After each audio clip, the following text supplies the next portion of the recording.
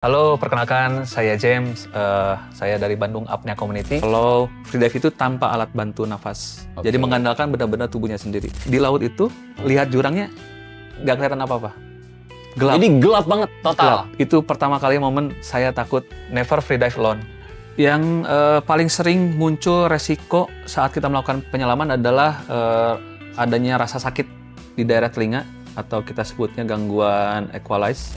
Di Indonesia sendiri pencapaian terdalam itu di sekitar 80 meteran ya, dengan target waktunya di 2 menit sekitar 40 detikan. 80 meter? 80 meter untuk Indonesia. Itu free dive tuh? Iya.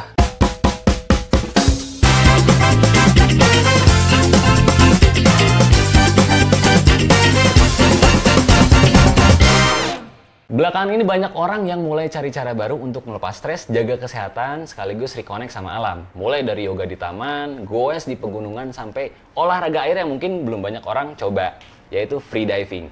Kali ini saya kedatangan orang yang sudah berkecimpung lama di free diving, sekaligus gerakin komunitas free diving, yaitu Bandung Apnea Community, Mas James. Oke, apa kabar Mas James? Baik. Kita ngobrol-ngobrol santai aja ya terkait free diving sama komunitas Bandung Apnea Community. Nah, tapi sebelum itu mungkin dari Mas James yang perkenalan diri dulu sama lagi fokus apa nih akhir-akhir ini gitu. Silahkan. Oke. Halo, perkenalkan saya James. Saya dari Bandung Apnea Community. Posisi saya bukan pendiri, bukan yang membentuk sih, tapi saya anggota. Sebelumnya saya ikutan strukturalnya di bagian badan pengawas komunitas. Oke. Gitu. Untuk badan apa pengawas ya? Badan pengawas komunitas. Oh, berarti itu ya tentunya berperan aktif ya di komunitas ya. Betul. Nah, tapi sebelum ke komunitasnya Mas ya, awal mula kenal free diving itu dari mana dan kenapa tertarik di situ? Oke, free diving ya. Dulu itu saya ikutan scuba awalnya sebelum COVID. Lihat di kolam ada senior saya yang memang juga instruktur scuba, itu kayak ngumpul di permukaan di pinggir kolam, mereka tuh telungkup gitu ya. Saya kira tuh kayak biasalah iseng main-main kayak tahan nafas gitu ya. Oke. Pak kuat-kuat tahan nafas. Oke.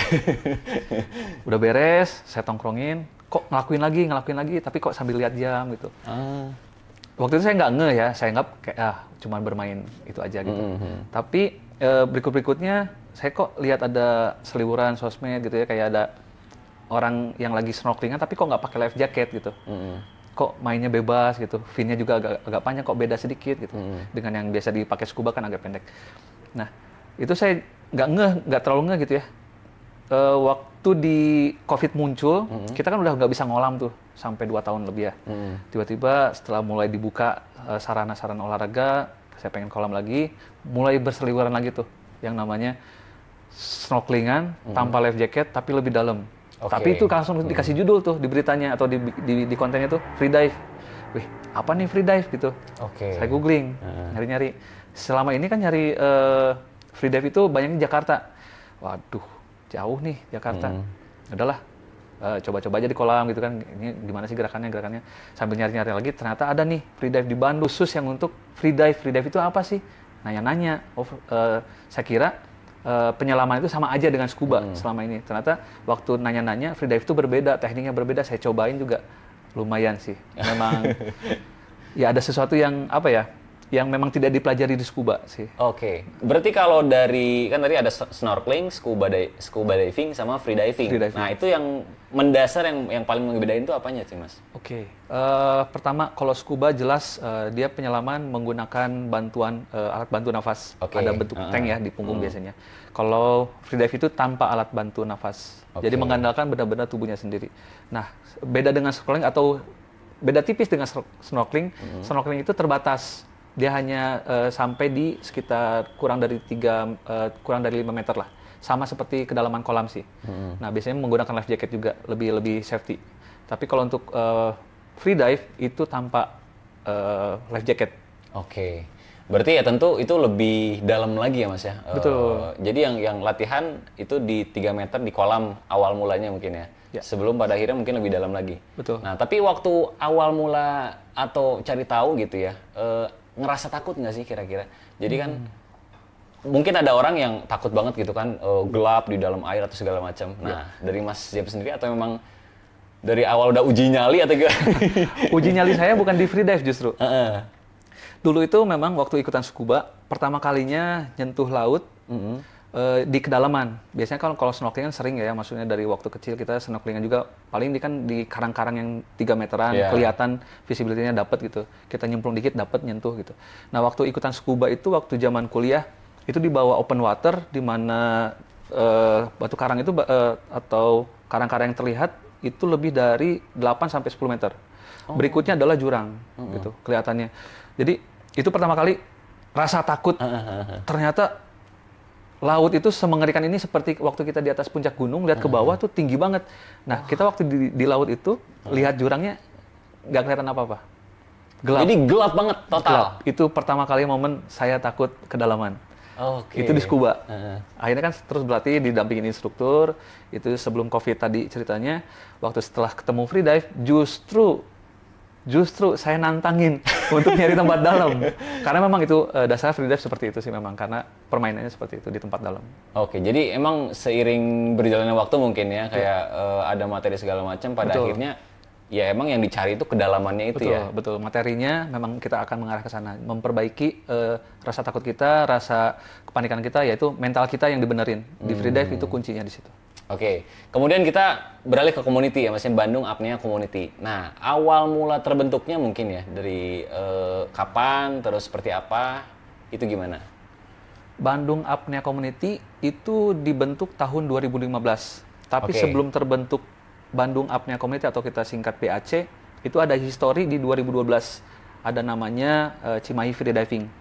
Nah, ada beberapa anak-anak muda, Bang Obin dan teman-temannya yang memang mencintai dunia tahan nafas di bawah air. Mereka tuh memang seneng berburu ikan di bawah air atau terkenal dengan spearfishing. Mereka membentuk sebuah komunitas namanya Cimahi Free Diving di 2012. Seiring berjalan waktu, banyak peminat, ternyata mayoritas peminatnya dari Bandung. Berarti memang ya di dalam ya Bandung Apnea Community ini ya fokusnya ya komunitas yang emang menyukai free dive. Ya. Tapi kalau yang spearfishing tadi emang bagian juga dari free dive sebetulnya. Oh, bagian juga. Jadi free dive itu kan secara harafiah free dive, selam bebas. Jadi kita melakukan apapun di bawah air. Itu sudah disebutnya free dive. Menahan nafas di bawah air itu sudah disebut free dive. Nah, aktivitasnya apa? Itu yang berbeda-beda. Ada yang memang dia untuk berburu ikan, ada yang dia hanya untuk mencari kedalaman, ataupun dia untuk mencari jarak tempuh. Ataupun yang sekarang nih, yang lagi ramai adalah fun free dive. Bikin konten di bawah air. Tapi tetap harus bisa dulu lah ya. Betul. Basic-basicnya harus dikuasai dulu, khususnya bagian mentalnya harus dikuasai dulu. Kemudian kalau dilihat dari kegiatan rutin ya yang dilakukan sama Bandung Apnea Community, itu bisa dijelaskan mungkin ya, kalau misalnya ada orang yang baru ya terus ngapain aja di dalam komunitasnya, itu seperti apa? Untuk yang baru mau gabung atau kegiatannya kami ya? Kegiatannya gitu. Kegiatan kami sendiri di BAC, kita biasa latihan itu di seminggu sekali di hari Minggu. Kita biasa kumpul mulai dari jam 10. Jam 10 itu kita ngobrol-ngobrol dulu, basic, kita sharing-sharing pengalaman yang mungkin kemarin trip atau kemarin sudah latihan, kita sharing-sharing juga dengan yang sudah punya sudah sertifikasi, yang sudah jadi instruktur juga, kita sharing-sharing ilmu. Nanti baru jam 1 kita mulai pemanasan dan juga untuk latihan endurance. Untuk setiap anggota yang datang wajib semuanya latihan untuk melatih endurance, meningkatkan kemampuan diri. Nanti jam 3 kita break atau sampai jam 4 mau ngemil atau gimana, setelah itu baru kita bikin konten. Atau mau bikin bikin klip-klip lah untuk fun aja gitu. Jadi itu sih kegiatan seminggu sekali. Terus yang tadi latihan endurance ya, itu mencakup apa aja tuh Mas? Jadi apakah setiap orang yang bergabung itu harus dalam berapa kali pertemuan harus bisa tahan nafas berapa lama atau apa gitu ruang lingkup dari endurance ini? Disclaimer dulu, jadi kita bentuknya bukan kayak latihan sekolah free dive ya. Kita ini memang komunitas bentuknya. Kita menaungi orang-orang yang sama-sama mencintai dunia bawah air. Penyelaman bebas khususnya, yang melakukan penyelaman tanpa alat bantu nafas. Nah, kita wadahi semuanya itu. Kita latihan dan sharing ilmu bentuknya di kolam atau di area kolam. Jadi kalau latihan endurance tadi tujuannya adalah kita meningkatkan kemampuan kita. Nah, dari mana kita meningkatkan, kita juga sharing dari yang orang-orang yang memang sudah pengalaman di atas kita atau yang sudah levelnya di atas kita. Kita tarik ilmu dari dia, kita belajar, kita terapkan, kita coba. Dan kita melakukannya tidak boleh sendirian. Kita harus didampingin. Jadi saling mendampingi satu sama lain gitu. Oke, berarti tadi kan ada ya tahapan-tahapannya gitu kan. Ada yang awal, terus ada yang senior. Itu yang ngebedain ya tadi tuh. Oke. Di komunitas kami sendiri tidak ada namanya level senioritas. Semuanya sama. Cuman memang dia, misalnya Marisa udah lebih awal, ya pengalamannya lebih banyak. Tapi secara keanggotaan kami ini sama. Jadi mau nggak mau, suka nggak suka, kita adalah partner dalam free dive. Mau nggak mau, Mas Irsat udah lebih pengalaman, saya pemula. Mau nggak mau, Mas Irsat harus mendampingi saya sebagai partner. Oke. Jangan merasa kayak udah lebih ini, terus udah sama tidak selevel dengan kamu, nggak boleh. Justru harus mendampingi kami yang belum bisa gitu. Jadi harus didampingin. Nah, dari situ kita merasakan, dengan level yang udah lebih banyak pengalaman, kami yang baru pemula ini merasa harus terpicu untuk lebih meningkatkan diri. Endurance itulah muncul. Ternyata yang udah lebih lama di free dive, daya tahan nafasnya 2 menit, aku baru 1 menit nih. Nanti cari tahu bagaimana sih saya supaya bisa jadi 2 menit. Nanti sharing, gini latihannya, kita cobain.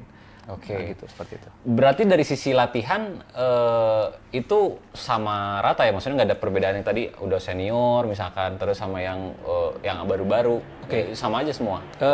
Kalau dibilang sama, materinya sama, tapi sesinya berbeda. Contoh, kalau tadi saya pemula dengan Mas Irsat yang sudah lama, kita sebutlah 6 bulan sudah berlatih di free dive, yang tadi sudah 2 menit, tahan nafasnya saya yang 1 menit. Nanti kelasnya, bukan kelas ya, kayak sesinya dipisahin. Kelompoknya ini yang baru 1 menit, nanti grupnya ini, yang 2 menit, nanti ini menunya ini, gitu. Tapi nanti kalau dia sudah 2 menit, akan merasakan juga yang dilakukan di tim yang 2 menit ini nanti. Tapi harus beresin dulu sesinya ya, masing-masing gitu. Ya, jadi ya intinya ada ya disamaratakan ya, nanti semua orang juga merasakan semua. Ya semakin level up lah gitu ya harapannya. Naikin levelnya di situ. Terus tadi juga ada disinggung ya sama Mas James, kita kan didampingi ya, tentunya kan untuk menjaga keselamatan. Ya. Nah ini seperti apa gitu, yang paling penting gitu ya, terkait dengan keselamatan yang berkaitan free dive ini? Di free dive sendiri ada slogan Never Free Dive Alone. Di semua belahan dunia, di kelas manapun, di organisasi manapun, kita selalu menyatakan never free dive alone. Sekalipun kita sudah mampu, sekalipun kita sudah katakan tahan nafas sampai 6 menit, saat melakukan latihan free dive harus ada pendamping. Sekalipun dia junior atau di bawahnya kita. Tetapi setidaknya dia punya pengalaman dan tahu teknik untuk rescue atau penanganan pertama penyelamatan free dive, dia wajib mendampingi. Dia diperbolehkan mendampingi. Gitu. Jadi benar-benar namanya kita latihan nggak boleh sendirian. Jadi benar-benar harus ada humble lah ibaratnya. Betul, ya, mau itu sejago apapun ya. Bahkan tadi 6 menit tahan nafas. Tahan nafas 6 menit. Mas James sendiri udah segitu kayaknya ya. Pengennya, tapi histori yang tercatat di 2024 saya tahan nafasnya 4 menit sekian. Dan belum saya catatkan lagi sejauh ini sudah meningkat atau justru makin turun.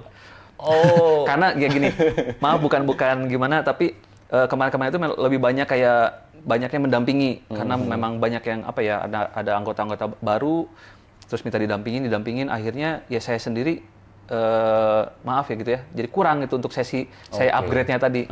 Jadi harus sibuk untuk mendampingi. Seperti itu sih. Berarti tadi 4 menit sekian ya? 4 menit sekian. Dan itu butuh waktu yang mungkin ya harus konsisten segala macam dari latihan yang ada ya Mas ya? Harusnya. Ya, itu idealnya seperti itu. Jadi konsisten melakukan latihan. Di kami sendiri, Bandung Apnea Community, tadi latihan kolamnya, sesi latihan kolam di hari Minggu. Tetapi di luar itu ada menu latihan yang juga sebaiknya dan dianjurkan dilakukan oleh setiap anggota, yaitu dry training. Nah, dilakukan baik itu mau di rumah, ataupun di tempat kerja boleh, tapi ambil sesi yang memang bisa santai, relax. Baik itu tahan nafas ataupun melakukan olahraga lain yang mendukung. Nah, itu akan meningkatkan kemampuan. Jadi waktu datang ke hari Minggu, waktu latihan itu hanya untuk membuktikan latihan di dry trainingnya dilakukan dengan konstan, dengan intens, enggak. Kalau nggak instan ya nanti minggu besok itu kayaknya flat aja gitu.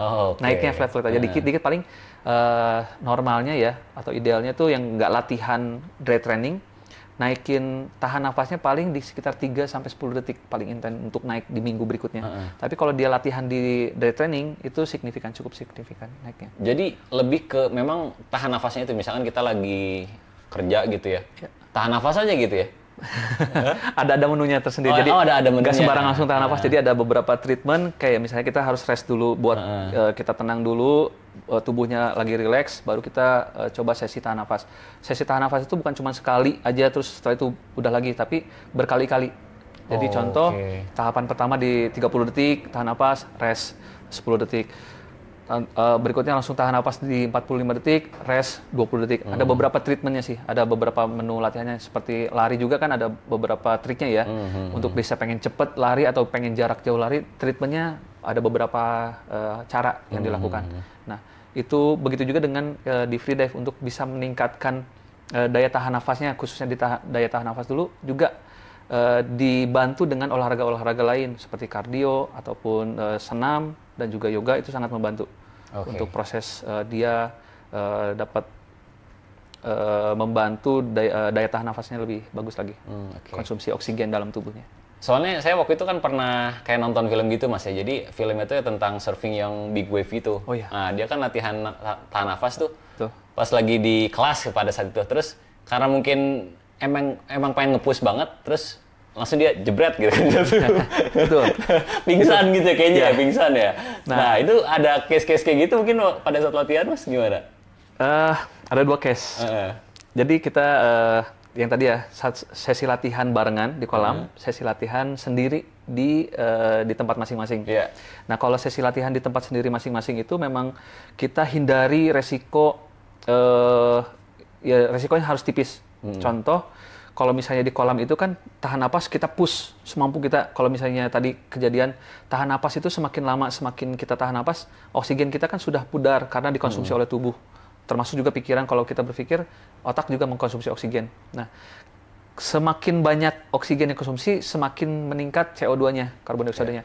Dan konsumsi kapasitas ketersediaan oksigen di kepala kita di otak menurun. Itu kalau misalnya memang berkurang, oksigen nggak dapat sumber daya untuk membakar, itu yang membuat kita kehilangan kesadaran. Itu yang bikin pingsan. Di kolam ada yang nemenin. Kalau tiba-tiba udah mulai kehilangan kontrol terhadap tubuhnya, kita bisa merasakan dari gerak ototnya ataupun nanti gerak badannya tiba-tiba berubah, kita udah antisipasi, kita bisa tolongin. Tapi kalau yang di rumah ataupun yang di kantor, nah ini yang perlu digarisbawahi ya, kayak ngeri juga gitu kan, tiba-tiba pingsan gitu ya. Nah kita sarankan posisinya itu adalah cari tempat yang nyaman, seperti kayak gitu di sofa atau di kasur. Boleh dia tahan nafas, kalau dia memaksakan diri untuk tahan nafas, yang pasti area tetap terbuka. Jangan sampai kalau misalnya posisinya begini kan nanti dia pingsan malah nunduk, terjelembab, mukanya malah menghadap ke bawah, itu juga beresiko. Jadi posisikan posisi dia saat pingsan nanti menghadap posisi yang aman. Seperti itu. Jadi dia tahan nafas, kalau misalnya nggak kuat pingsan ya di tempat yang aman. Langsung ketiduran. Tidur pules. Mimpi indah. Ya semoga nggak ada gangguan pernapasan tersumbat ya. Tiba-tiba ini yang mampu juga muncul juga resiko juga Mas. Itu jadi materi-materi yang kita sajikan juga nggak asal ngomong, karena kita belajar dari teman-teman atau senior-senior yang memang sudah sertifikasi juga, bahkan mereka sudah ada yang instruktur juga. Jadi kita menimba ilmu dari mereka. Mereka mendirikan sekolah di luar BAC karena kami bentuknya komunitas. Nah, itu ilmu-ilmu yang memang juga kita dapat dari teman-teman yang sudah mendalami free dive lebih dulu gitu. Jadi kita menimba ilmu dari mereka, kita coba praktekkan, diterapkan, kita share ke teman-teman yang lain lebih luas gitu. Untuk orang awam. Ya, menarik. Terus kalau di community sini Bandung Apnea Community ya, semua orang berarti boleh gabung, terus misalkan ada orang yang nggak ngerti renang gitu kan, pengen gabung lah tiba-tiba. Nah, itu gimana tuh? Ini agak krusial. Harus digarisbawahi dulu. Kalau dibilang boleh gabung, boleh. Semua orang, semua kategori, baik dia bisa berenang ataupun tidak, usianya berapapun, semua boleh bergabung, boleh. Tetapi harus digarisbawahi bahwa materi free dive akan berkaitan dengan berenang, akan berkaitan dengan tahan nafas, akan berkaitan dengan urusan mental. Nah, ini yang kami garis bawahi dulu. Jadi, boleh gabung, boleh. Tapi nanti kita akan treatment. Dia kalau misalnya nggak bisa berenang nanti akan ditreatment lebih awal tentang berenangnya, tentang misalnya dia udah usia lanjut, ya kita batasin gerakan-gerakannya, ya seberapa jauh yang bisa dia lakukan. Kalau misalnya dia bermasalah dengan mental, ini yang paling krusial. Kita harus perbaiki dulu, dia ada problem apa? Apakah emosinya meledak-ledak, atau apakah dia tidak sabaran, ataukah dia memang punya obsesi lain. Ini yang agak rancu, obsesi lain. Nah, apa tuh? Dia pengen nyentuh kedalaman. Udah. Balik lagi kapan? Nggak tahu. Wah, ini harus ini. Ada aja orang yang kayak gitu, Mas ya? Ada juga. Kayak pengen, kita wawancara ya maksudnya. Nih, saya jago nih gitu ya mungkin ya. Dia pengen masuk ke dalam, kan harus diingat bahwa ada masuk ke dalam, harus ada juga durasi untuk naik ke atasnya. Nah, itu jadi kadang-kadang kontrol emosinya benar atau enggak, punya mentalnya sejauh apa sih, dan tentang tadi niatnya dia untuk ikutan free dive itu apa. Itu yang memang kita konsen juga di awal. Ada orang baru itu kita screening dulu, maksudnya kita ajak ngobrol. Makanya waktu pertemuan awal itu lebih banyak sesi ngobrolnya dulu. Kita tanya jawab tentang minatnya dia apa, obsesinya dia apa, dan harapannya dia gabung di free dive itu apa. Oke, ya.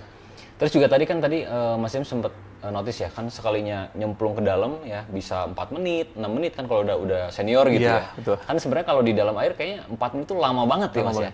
Nah, itu apa yang bisa kita lakukan, lifestyle seperti apa ya untuk bisa sampai achieve sampai 4 menit, 6 menit. Ya, misalkan makannya ngaruhkah dari makan makanan, misalkan ngerokok, nah kayak gitu gimana tuh? Oke. Dari pribadi saya sendiri, achievement untuk bisa dapat ditahan nafas 4 menit ya. Oke, saya gambarkan dulu sedikit perbedaan antara tahan nafas saat melakukan penyelaman itu berbeda. Tahan nafas aja, diem aja, bisa lebih lama durasinya. Tapi saat bergerak, itu akan mengkonsumsi oksigen lebih banyak dan durasi nafasnya akan lebih pendek. Contoh, kalau misalnya saya tahan nafas aja, itu bisa 4 menit, tetapi saat melakukan penyelaman dan bergerak, itu maksimal di 2 menit. Rata-rata 50%-nya lah gitu, gambaran kasarnya ya. Nah, bagaimana saya untuk meningkatkan? Awalnya dulu waktu pertama kali kenal free dive, saya dites itu, saya ragu, saya bisa tahan napas lebih dari 1 menit. Saya pernah melakukan tes tahan napas, paling saya bilang, saya cuma bisa di 40 detik. Tapi waktu pertama kali datang, dites untuk tahan napas, ternyata dapat di 2 menit, 2 menit 15 detik. Pertama kali? Pertama kalinya. Dia sampai 2 menit? Betul. Wah, itu kayaknya agak-agak di atas rata-rata ya Mas ya kayaknya? Di atas rata-rata, khusus untuk yang suka berenang, rata-rata bisa tahan napas di 2 menit. Khusus untuk renang ya, karena dia punya muscle memory tentang air, tentang nahan nafas. Waktu berenang kan, walaupun gaya bebas ataupun gaya apapun, dia ada momen tahan nafas karena udah kagok, harus bergerak sedikit lagi, tahan nafas, baru bisa ngambil udara. Nah, itu ada muscle memory untuk menahan nafas. Jadi saya gambarkan, yang biasanya rata-rata suka renang, normalnya, idealnya sih tahan nafas bisa dapat 2 menit. Nah, meningkatkan itu sampai ke dapat 4 menit, jarak saya di 2 bulan. 2 bulan sampai ke situ? 2 bulan. Dengan treatment saya ya tadi diet training, terus pola makan, itu penting. Dan pola tidur. Pola makan, saya teringat gini, ada pepatah mengatakan, kamu adalah apa yang kamu makan. Jadi body kita ini, dan pikiran khususnya juga, itu tergantung apa yang kita konsumsi. Kalau misalnya kita banyak karbo, tentu ya bentuknya akan seperti apa dan geraknya seperti apa. Tapi kalau misalnya banyak yang berserat, otot kita juga sangat terbantu. Nah, itu pola makan juga saya atur, tidak sedemikian rupa sih, nggak ketat banget sih, tapi saya tahu harus membatasi lah. Konsumsinya seperti apa sih yang sehat, seperti apa sih yang berlebihan. Jadi tetap kayak nggak membatasi, mau makan burger kayak mau makan gorengan kayak, tapi tahu porsinya. Tahu porsinya. Terus apalagi kalau udah namanya bekerja ataupun punya aktivitas lain, tidur sangat penting untuk anak-anak penyelam. Nah, kemudian katakan nih kita udah latihan segala macam, udah bisa 2 menit, 3 menit, 4 menit gitu kan, udah oke lah gitu kan. Nah, terus ketika turun ke bawah nih ya, resiko nih, kita ngomongin resiko. Nah, apa aja mungkin yang bisa terjadi gitu ya? Kan Mas Jem sebelumnya cerita kayak tekanan, nah itu kayak gimana tuh? Secara aktualnya gitu. Yang paling sering muncul resiko saat kita melakukan penyelaman adalah adanya rasa sakit di daerah telinga, atau kita sebutnya gangguan equalize atau gangguan tekanan. Dan kita harus melakukan equalize atau penyamaan tekanan antara area rongga di kepala kita dengan di sekitar. Karena masuk ke dalaman ada tekanan, kita harus menyesuaikan. Karena ada himpitan. Jadi kita harus rilis atau seimbangkan dengan cara melakukan equalize atau popping, meniup seperti bersin atau mengeluarkan ingus, tapi hanya di dalam rongga saja, tidak mengeluarkan udaranya. Jadi membuat tekanan. Nah, itu yang paling berisiko adalah salah satunya tekanan tadi. Jadi kita harus pahami dulu tubuh kita bisa beradaptasi di kedalaman, setiap berapa kedalaman harus melakukan penyesuaian. Nah, setiap orang beda-beda berarti ya? Ya, kecenderungannya ada berbeda-beda, tapi gambaran secara umumnya 1,5 meter, 2 meter rata-rata harus sudah melakukan equalize. Nanti per berapa meter lagi melakukan equalize lagi, Jadi kalau misalnya kita gambarkan di 5 meter, artinya kalau misalnya tubuh kita responnya terhadap per 1 meter, kita akan melakukan equalize di setiap 1 meter. 1 meter, 2 meter, 3 meter, 4 meter, 5 meter, equalize. Berarti sebanyak 5 kali. Jadi selama turun ke bawah gitu sampai ke 5 meter itu kita equalize terus. Ya. Tapi ketika di bawah udah nyaman gitu ibaratnya, udah nggak perlu. Ya. Tidak perlu equalize. Jadi gambarannya kalau tadi kita akan melakukan di meter pertama, kedalaman pertama equalize itu untuk menyamakan tekanan kita waktu di permukaan. Nah, udah sama nih di 1 meter, kita bisa berenang di 1 meter. Ya, bukan berenang, menyelam di 1 meter. Atau mau turun lagi ke 2 meter, equalize lagi dulu di 1 meter, equalize lagi. Udah sama nih, sama dengan di permukaan. Dia bisa melakukan penyelaman di 2 meter. Seperti itu. Dan kalau ada orang yang dalam tanda kutip bandel gitu misalkan, mungkin ada aja ya? Itu kasusnya mungkin seperti apa tuh, kalau ada yang seperti itu? Ini sering terjadi untuk anggota-anggota yang kadang obsesi berlebihan dengan tidak melakukan apa yang harus dia lakukan. Obsesi itu kan bagus juga sebetulnya untuk memacu kita untuk melakukan sesuatu lebih, memacu diri untuk melakukan ningkatin diri. Tapi obsesi tanpa hal yang benar sama dengan membawa keburukan juga, membuat kita celaka. Nah, waktu dia turun, dia benar pengen nyentuh touchdown di 5 meter ini latihan di kolam. Waktu dia di meter pertama lakukan equalize. Di meter kedua dia lakukan equalize. Saya memantau sambil bergerak, dia memang melakukan equalize. Waktu di meter ketiga dia mulai kelihatan lebih pengen cepet-cepet nyentuh ke lantai. Waktu nyentuh lantai tangannya, turning balik lagi ke atas, buru-buru kayak orang lagi sprint, ke atas. Ini udah pasti gangguan nih. Dia pasti ada sesuatu yang melakukan kesalahan ataupun ada problem.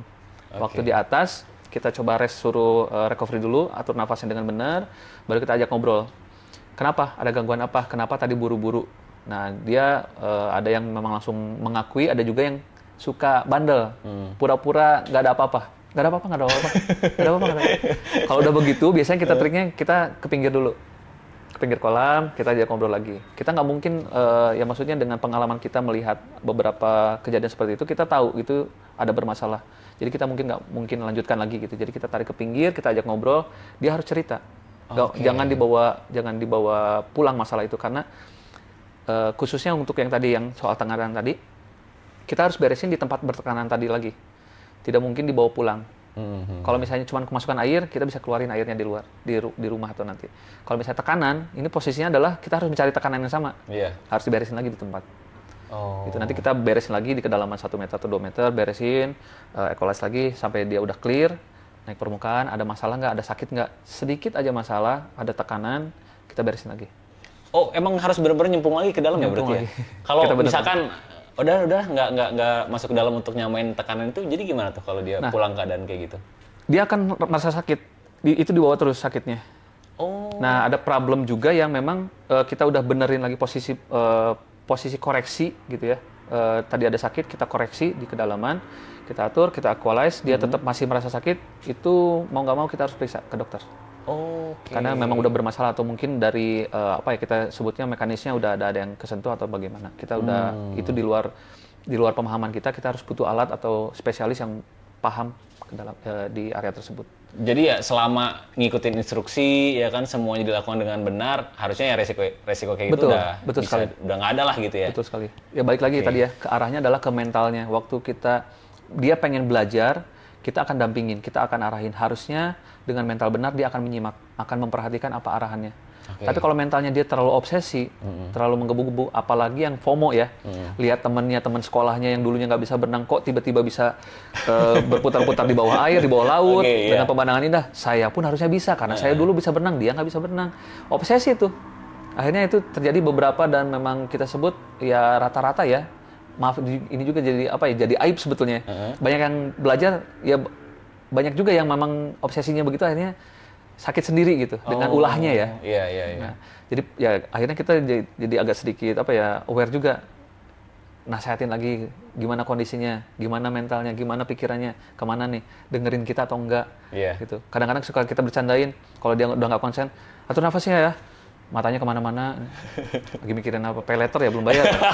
Kadang-kadang kita yang bercandain ya, supaya maksudnya kita bercandain itu supaya dia dapat feel-nya tetap nyaman gitu, relax gitu dapatnya, daripada kita tekan, pikirin apa sih, nggak dengerin saya, kan nggak mungkin ya, mungkin stres kali dia ya. Kayaknya langsung nggak ikut lagi kayaknya Mas. Enggak, mungkin di bawah saya nggak dibawa turun langsung. Apa sih ngomong apa sih? Enggak gitu. Ya itu menghindari itu ya. Jadi kita memang lebih sangat concern untuk memastikan mental setiap anggota itu dalam keadaan posisi benar sebelum melakukan penyelaman. Oke. Terus ngomongin mental kan dari tadi banyak mental. Nah ini tuh secara realitanya setiap orang kayak bisa dibentuk ya kan. Terus atau kayak gimana gitu untuk menerapin mental yang benar itu untuk free dive? Saya bukan pakarnya, tapi yang saya praktekkan adalah menularkan. Oke. Jadi saya harus menunjukkan bahwa saya punya positif, hal yang positif, pikiran yang positif, dan cara yang positif, harusnya itu membawa mereka melakukan hal yang benar. Jadi waktu saya melakukan benar dan mereka gagal, kan saya bisa memberikan contoh. Kan nggak seperti yang saya contohkan, saya bilang. Nah, gitu. Jadi contohnya seperti itu kasarnya ya. Nah, jadi kalau bisa diarahkan, bisa harusnya. Tapi ya lebih efektif memberikan contoh. Seperti itu sih. Menularkan ya. Menularkan. Oke, terus kalau dari free diving sendiri tuh kompetisinya yang ya secara level-level internasional misalkan atau di Indonesia, nah itu ada ya berarti ya? Ada. Nah, itu seperti apa tuh yang sejauh ini sudah berjalan? Di Indonesia sendiri ada beberapa kompetisi yang memang levelnya nasional dan sudah memang dilakukan bertahun-tahun. Ada di Jakarta Free Diving Competition, ada juga di Manado Depth and Pool Competition, di Sabang juga ada. Dan juga yang dari organisasi dunia yang memang mewadahi free dive dari awal, ada namanya AIDA. Mereka juga melakukan setiap setahun sekali di Indonesia, dan mereka membantu juga mencatatkan rekor-rekor pencapaian free dive anak-anak Indonesia. Di Indonesia sendiri pencapaian terdalam itu di sekitar 80 meteran ya, dengan target waktunya di 2 menit sekitar 40 detikan. 80 meter? 80 meter untuk Indonesia. Itu free dive tuh? Iya, tapi itu jauh dari luar negeri. Di luar negeri sendiri 132. Nggak pakai apa-apa ya? Nggak pakai apa? Pakai apa-apa? Pakai apa-apa? Maksudnya pakai wetsuit. Maksudnya pakai... pakai fin juga. Pakai fin. Iya betul. Tapi jadi, kan itu... hanya mengandalkan paru-paru. Hanya mengandalkan satu tarikan nafas. 130, luar biasa. Wah, berarti ya yang Indo tadi pencapaiannya sampai 80 meter ya? Itu di daerah... Ya ada untuk kompetisinya ya berarti ya? Biasanya di Manado, ataupun di Jakarta, atau di Sabang. Oke. Kemudian untuk yang gabung komunitas mungkin ya, yang sejauh ini ada kan orang-orang awal-awal kayaknya takut gitu. Bukan takut ya, tadi kan pembentukan mental segala macam ya.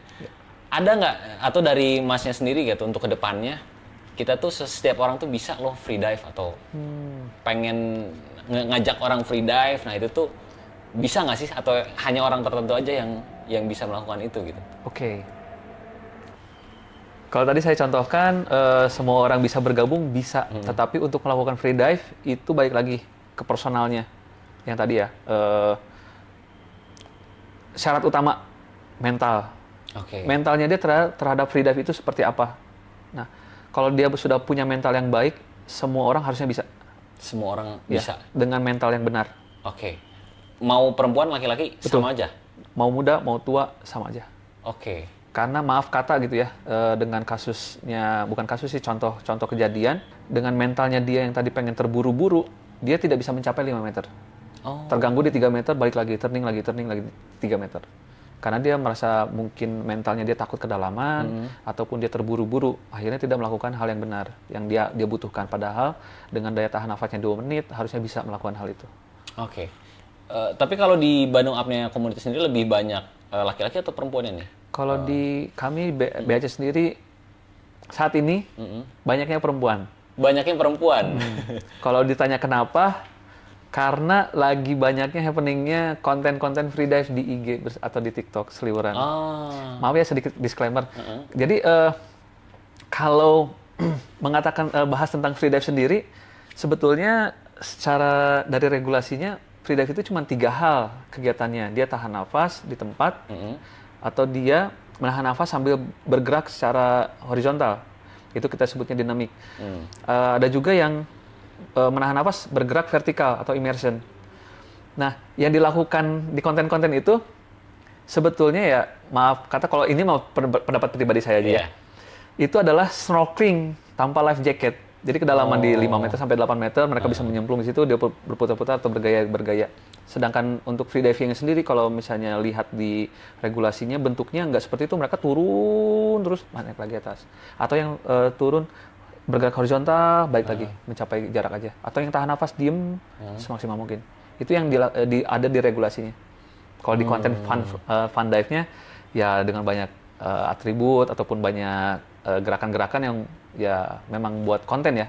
Seperti itu. Nah, itu yang membuat orang-orang tuh banyak datang untuk ikutan free dive. Ya nggak masalah sebetulnya. Nah, itu tapi kita pengen arahin dulu mentalnya ke arah mana sih pengennya gitu. Tujuannya apa? Tujuannya apa gitu dulu? ya? Kalau memang ke fun dive nanti kita arahkan fun free dive-nya seperti apa.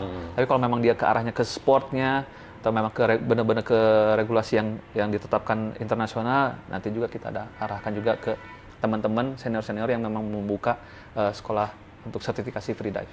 Oke. Berarti tadi juga kan disebutin lah semua orang bisa, terus mau yang 40 50 tahun bisa aja kalau misalnya mentalnya benar segala macam. Tapi case-nya ada nggak di sana gitu ya, di community yang pengen coba di usia yang mungkin ya di atas 40? Iya gitu, ada aja. Ada aja. Dan tiap bulan hampir ada. Setiap bulan ada? Hampir tiap bulan ada. Ada yang memang kita ya di atas 40 ya. Ada aja yang datang, daftar pengen tahu. Tapi ada juga yang memang mundur mungkin karena lihatnya kelompoknya anak muda. Mungkin dia minder di situ. Cuman kita memang ada beberapa, akhirnya kasusnya kita coba sesi terpisah di weekday. Jadi tidak berkumpul dengan anggota-anggota lain, ada juga seperti itu. Ya, mungkin dari sisi pelatihannya mungkin ya. Ya, kalau usianya let's say ya 50 tadi, itu tetap ada perbedaan treatment kah? Betul. Karena kan beda gitu secara fisik segala macam. Nah, itu ada ya seperti dibedakan. Materinya sama, treatmentnya berbeda. Misalnya kita akan mencoba penyelaman atau kita sebutnya untuk awalan itu duck dive, lalu setelah itu melakukan dynamic. Nah, ada beberapa teknik mungkin buat orang anak muda langsung masuk secepatnya. Kita mungkin treatment dia apakah memang ada gangguan pergerakan, lakukan treatmentnya apa dulu tahapannya, ataupun yang harusnya turun itu secara vertikal, ya kita nanti mungkin mandu secara diagonal dulu. Seperti itu beberapa treatment yang dilakukan ya, mengikuti masing-masing personalnya dulu. Oke. Nah, terus kalau dari Mas James sendiri nih, yang sejauh ini free dive tuh udah kemana aja gitu, dan pengalaman-pengalaman yang unik di setiap tempat itu boleh diceritain mungkin dari Mas James? Kalau pengalaman saya lebih sedikit dibandingkan teman-teman. Iya. Justru banyaknya anggota-anggota ini lebih banyak justru yang lebih berseliweran di laut-laut Indonesia. Ada juga yang sampai ke luar negeri, ada yang ke Thailand, ada yang ke Filipina, ada. Jadi kalau lebih baik saya menceritakan teman-teman yang udah boleh, nggak apa-apa. Kalau saya pribadi saya lebih tertarik di Menjangan. Kenapa? Menjangan itu punya kedalaman 8 sampai 12 meteran. Terus dia punya lorong sempit, celah, dan juga lorong yang tebing dengan intensitas cahaya agak sedikit. Itu sangat membantu kita untuk melatih mental. Tapi memang safety disebut safety sih, asal selama kita memang sudah menguasai dulu basicnya, nanti masuk area sana itu sangat terbantu sekali untuk membentuk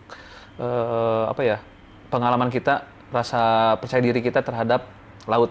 Itu di Menjangan. Tapi terlebih yang lorong-lorong sempit itu kan kayaknya nggak semua orang, kadang kayak ngeri juga kalau masuk takut nyangkut atau gimana gitu. Kan. Atau nanti saya keluarnya dari mana kan? Itu banyak sekali kejadian begitu. Nah, tapi sebelum ke sana kita juga latih dulu di kolam, kita bikin ada treatment tersendiri dulu. Bahkan ada juga yang makanya kita suka latihan sampai malam. Kolamnya kan kita treatment, kita pakai pagi sampai malam. Ada juga. Jadi kita bisa pulang sampai jam 9 malam tuh. Jadi ada juga momen kita latihan malam mencoba melakukan penyelaman di tempat gelap. Nah, seperti gimana feel-nya sih gitu.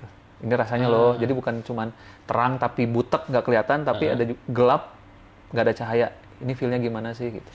Nah, karena realitanya mungkin emang seperti itu ya di bawah sana ya, di bawah laut itu betul. ya? Khususnya yang memang dia untuk pengen melakukan free dive yang sesungguhnya, yang tadi ya, benar-benar vertikal sampai lebih dari 40 meter, di view-nya itu rata-rata dapat cuma 10 sampai 20 meter itu masih dapat view karang, ikan-ikan. Selebihnya dari itu gelap. Selebihnya gelap? Ya. Biasanya rata-rata, karena untuk kedalaman kan kita bibir pantai sampai dengan ke bawahnya kan miringnya begini. Tapi kita butuh yang kedalaman 20 meter ya harus jauh dari pinggiran pantai ini gitu kan. Udah pasti tempatnya lebih dalam dan gelap. Jadi mau nggak mau kita harus treatment nih gitu. Ini loh view-nya gelap tuh begini loh gitu. Kayak ngebayangin aja udah merinding gitu ya. Takutnya ada ikan apa gitu. Ngeri-ngeri gitu. Ada kejadian kayak gitu. Itu sama di awal juga kita treatment. Pemahaman dia tentang kedalaman, pemahaman dia tentang laut itu seperti apa. Kita tanya ketakutan kamu di air, tahan nafas, tentang laut, takut nggak sama hiu. Ini gitu-gitu. Rata-rata 80% takut. Saya takut kalau ada hiu, saya takut di tempat gelap. Nah, itu kan kita treatment. Nanti kita juga kasih contoh video-video bagaimana sih kalau misalnya kita ketemu hiu, gimana sih kalau kita ketemu gurita. Ternyata nggak semenyeramkan film-film Hollywood. Tiba-tiba hiu. Ternyata kan hiu tinggal pegang moncongnya aja, dia pindah gitu. Begitu, ada beberapa ini juga sih. Jadi tidak seperti itu ya. Pasti ada praktikalnya. Ada, betul. Harus ngapain gitu ya. Ya. Nah, terus ngomongin budget nih sekarang nih. Kan itu kalau kita ngelakuin trip-trip segala macam kan itu butuh lumayan lah budgetnya. Kira-kira butuh berapa sih gitu kalau kita mau main open water ya bahasanya, open water ke kemana gitu. Range-nya itu di berapa? Kalau untuk kami sendiri dari Bandung Apnea Community, karena base-nya dari Bandung, paling dekat itu kan ke Kepulauan Seribu untuk basic-nya ya, untuk perkenalan pertama, karena masih ada karang-karang masih terlihat di kedalaman 5 meter, 12 meter, 16, 20 sampai 25 masih bisa kita lihat view pemandangan gitu, lebih aman. Itu budgetnya rata-rata di 600 sampai 700 untuk 2 hari 1 malam. Atau kalau mau extend, kita hanya tambahin penginapannya aja 300. Jadi sekitar 1 juta untuk 3 hari 2 malam. Selebihnya rata-rata ya kalau misalnya agenda berikutnya, kalau nggak di Pulau Seribu, ke Karimun Jawa. Karimun Jawa rate-nya biasanya kita di 2 jutaan. Itu untuk 3 atau 4 hari mainnya di sana. Dengan perjalanan ya total 5 sampai 6 hari ya. Seperti itu. Berarti ya kalau kedua tempat itu kan lumayan ya sebenarnya. Nah, ini dari Mas Jam sendiri ya. Ngelola money management gitu kan. Belum lagi ke tempat-tempat yang lain kan. Itu mungkin di atas itu ya harusnya ya. Betul. Itu gimana, Mas? Itu 2 tempat yang kita anggap masih masuk budget semua orang untuk yang berlibur ya. Apalagi dengan catatan kayak Karimun Jawa dapat 4 hari 3 malam tuh udah luar biasa gitu. Main di daratnya dapat, main di lautnya dapat gitu. Apalagi kalau misalnya jauh-jauh kayak ke Lombok, Sumbawa ataupun ke Maratua, itu budgetnya lumayan. Kalau misalnya deket-deket tadi, misalnya di bawah 3 juta, mungkin full payment bisa dapat, kita bisa terapkan ya. Kita misalnya janjian nih sekarang bulan Agustus, nanti di awal September kita akan ke Karimun Jawa. Nanti kita sounding, kita misalnya pakai 2 step pembayaran DP dan juga full payment saat pemberangkatan. Nah, tapi kalau misalnya yang jauh, lebih jauh lagi, contoh misalnya ke Sumbawa ataupun ke Labuan Bajo dengan budget rata-rata di 6 sampai 10 juta gitu. Kadang-kadang kita bikin jarak waktu 3 bulan. Nanti kita bantu teman-teman, kita coba yuk nabung per bulan berapa supaya mereka juga merasa tidak berat ya. Nah, gitu ada beberapa treatmentnya. Atau apa ya bahasanya ya? Kayak ada yang dana talang. demi bisa gini. Ini uniknya di kita tuh gitu ya. Karena pengen mainnya bareng-bareng, ada yang belum, aduh, aku belum bisa bayar nih. Udah, gue talangin. Dana talang dari teman-temannya, udah ditampung dulu, nanti mereka bayar ke temannya bulan lalu itu. Nah, kita memang pengen mewadahi ke depannya. Misalnya untuk tadi trip-trip tersebut, yang kita lihat ada kecenderungan penggunaan dana yang di luar, misalnya menggunakan kartu kredit ataupun pinjaman lainnya, mungkin bisa kita juga fasilitasi ke depannya seperti itu. Tapi ini masih program jarak jauh ya. Kami sangat tertarik gitu, maksudnya untuk membantu teman-teman yang tadinya sudah bergiat untuk belajar di kolam lagi, kapan ke lautnya? Dananya belum ada nih. Nah, mungkin ke depannya bisa kita fasilitasi seperti itu. Ya, ini harapan-harapan sih. Masih dalam program aja. Berarti sejauh ini ya masih masing-masing member itu kayak nabungnya sendiri-sendiri aja ya, gitu betul, ya. Betul. Belum ada kayak yang difasilitasi terus dikemanain dananya dulu gitu biar sampai ke target sekian untuk bisa liburan. Belum. Itu belum berarti ya? Secara untuk resminya belum, tapi untuk secara per tripnya, contoh tadi misalnya kita mau ke Labuan Bajo dengan budget 10 juta, kita nanti ada bikin satu grup dan nanti ada satu bendahara yang akan menghandle atau membantu. Nanti akan ditampung di situ ataupun versinya cicilan ataupun nanti bagaimana konsepnya, ada satu yang nge-handle, tapi itu terpantau tetap dari komunitas besar juga. Oke. Ya, bendahara ini pun ya dan yang ada kalau ya belum di dalam tanda kutip salurkan gitu, misalkan ke investasi apa, saham, forex, bla bla bla. Nah, itu gimana tuh?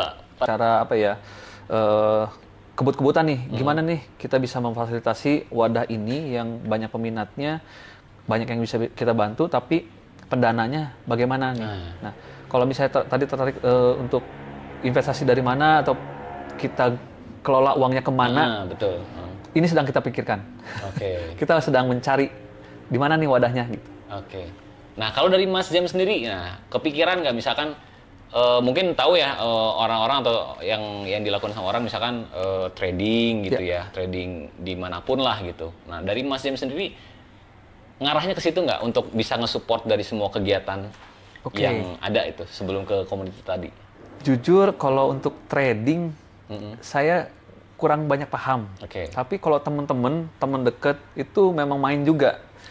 Sedikit-sedikit contek gitu, apa sih trading, apa sih gitu ya. Tetap kayaknya memang bukan jiwa saya atau mungkin saya tidak menjiwai ke situ gitu ya, kayak mungkin dengan berbagai banyak alasan kok saya nggak dapet ya, kok dia tetap enjoy teman-teman trading gitu. Ya saya juga tanya nih ke BAC apakah kedepannya apakah akan ada seperti ya kita bermain di saham atau bermain di investasi. Ya ini juga masih gambaran apa ya, belum dapat banyak. Kalau saya sendiri lebih ke apa ya, untuk saat ini kayak jual beli emas malah. Gitu. Gambarnya fisik karena, ya berarti ya, Mas, fisik ya? Iya, karena buat saya kayaknya lebih kelihatan gitu kan. Tapi kalau misalnya trading kan pergerakan cepet tuh, lihat kursnya gimana gitu. Kayaknya saya belum mampu di situ. Tapi kayaknya lihat teman-teman, kok dapetnya enak banget ya, cepet banget ya gitu. Iya. Gitu sih, ya itu masih pertimbangan ya, maksudnya untuk ke arah situ sih, untuk nanti kedepannya mungkin saya juga belum banyak paham. Iya. Mungkin ini juga sekaligus ngedukasi teman-teman juga mungkin ya kan. Sekarang tuh kan banyak sekali instrumen apapun lah yang bisa kita lihat ya, entah itu trading atau investasi. Nah, terus kalau kita nih ya, Forex IMF ini fokusnya tuh di tradingnya memang. Ya. Tradingnya itu lebih ke forex, mata uang, sama komoditi gitu. Ada emas, ada silver, oil, nah, kayak gitu bisa ditradingin. Mungkin teman Mas James juga salah satunya mungkin pernah juga mungkin ya. Tradingnya mungkin di forex gitu ya. Cuma untuk detailnya juga ya mungkin bisa dicari tahu. Atau mungkin Mas Jamesnya tertarik, boleh nanti kita sharing-sharing gitu. Siap. Ini mohon, saya juga butuh belajar nih. Oke. Nah terus kita lanjut lagi ya ke tadi diving. Untuk orang-orang baru ya, yang pengen tertarik ya nyobain free diving ya, dari Mas James sendiri pesan-pesan apa sih yang mau disampaikan gitu untuk yang baru-baru mau mengenal sampai mau free coba dive, gabung free dive gimana? Untuk teman-teman yang tertarik free dive nih, saran saya kalau FOMO boleh, tapi diharapkan punya mental yang benar dulu. Dunia air itu sepertinya menyenangkan, tapi itu bukan habitat kita. Jadi harus punya mental yang benar. Kita masuk area yang bukan area kita harus mawas diri. Harus tahu dulu batasan kita seperti apa, atau kemampuan kita seperti apa. Yuk, kalau misalnya mau belajar ya kita belajar bareng. Nah, terus tadi juga Mas kan bilang mental lagi gitu kan. Nah, ini saya mau nyinggungin dikit ya Mas ya. Sebenarnya trading juga sama kaitannya sama mental gitu kan. Mental, mindset. Dan ya orang-orang kan pengennya FOMO gitu kan. Entry kayak kita ngebeli suatu aset gitu kan. Kita ngeklik kayak asal ngeklik buy atau sell aja. Buy gitu kan. Terus untuk ngikutin momentum, misalkan lagi ada news apa, karena pengen dalam tanda kutip cuannya cepat gitu Betul. kan, pengen cepat kaya. Tapi kenyataannya memang ya harus dibarengi sama ilmunya gitu Iya, kan. lihat Sama situasinya juga ya. Situasinya. Betul. Yang kalau nggak dibarengi sama ilmunya, ya pada akhirnya rungkat juga.